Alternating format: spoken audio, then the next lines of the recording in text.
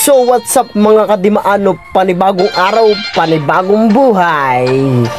At ngayon makikita nyo po ang aircon window type na to. Sobra talaga ang gabok at putik.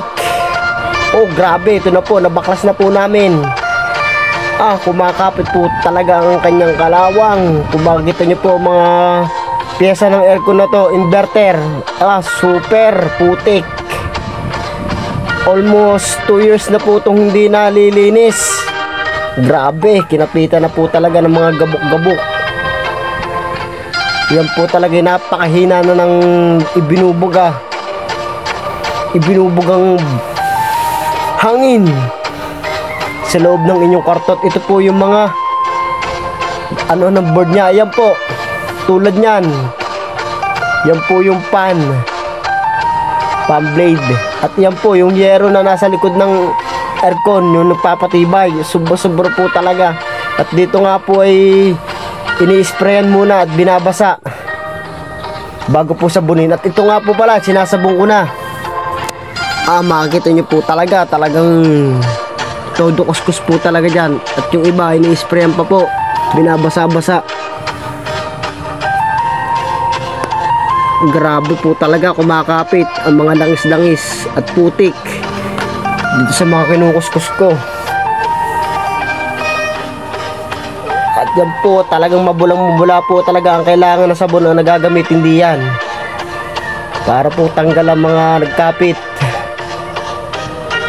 At ngayon ay meron tayong cameraman. Shout out sa iyo, maraming salamat sa pagkuha ng video.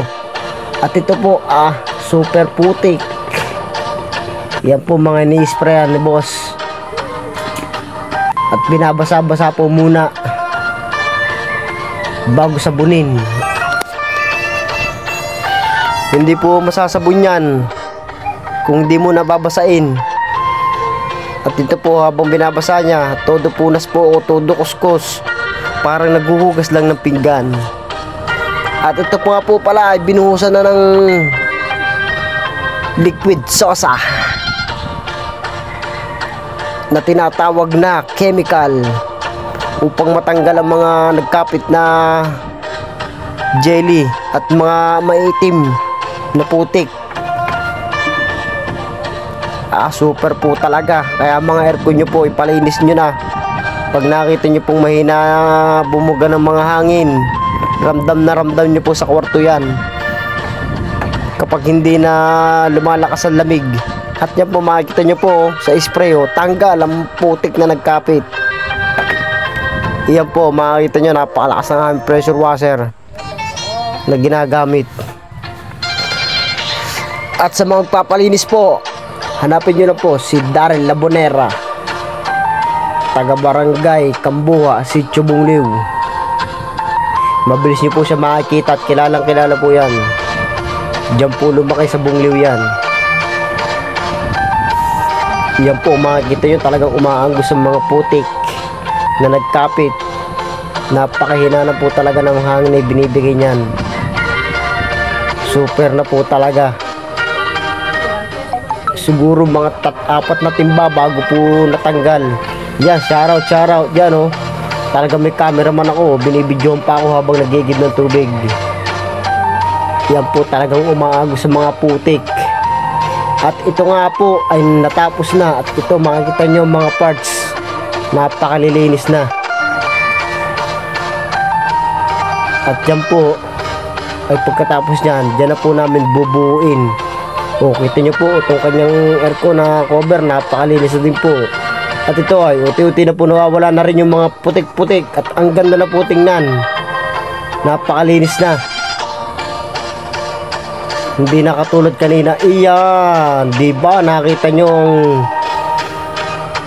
aircon window type inverter, ibang iba na talaga kaysa kanina. Napakagabok po talaga kanina at kumakapit ang mga lupa-lupa. Ngayon po makikita nyo, napakalinis na, bagong bago na po ulit.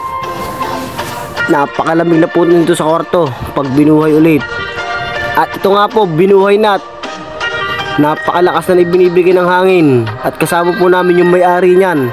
Ibang iba na po talaga Ang lakas ng ahangin kaysa yung pagkakagamit nila sa kwarto nila. Ang laki po ng pagkakaiba. Kaya po sa may mga aircon dyan, kailangan po talaga ng mga maintenance yan. O diba, napakalinis na rin ng likod. Napaka kintab. Pwede ka naman nalamin. O diba, makikita mo yung mga loob-loob.